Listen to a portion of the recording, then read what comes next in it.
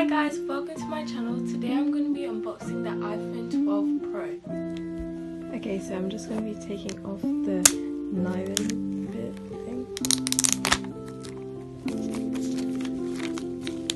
Okay, so now I'm going to be taking off the box to see what it looks like.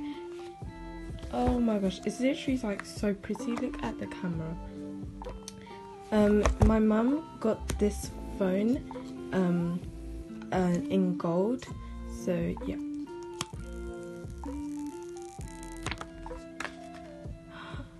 Look at that, it's literally like very big. Well, a little bit though. It's the iPhone 12 Pro if you're wondering. It's kind of nice, I guess. I like it. And it also comes with a charger and this little thing. It comes with an Apple logo, and luckily it comes with this pin thing, so if you want to like take out a SIM card or something, you can use this pin. And you shouldn't attempt to change the battery because it could create a very bad damage. It could create a fire, so it's best to not do that. And that's basically all the important stuff in this fact sheet that you need to know before getting the iPhone 12 Pro.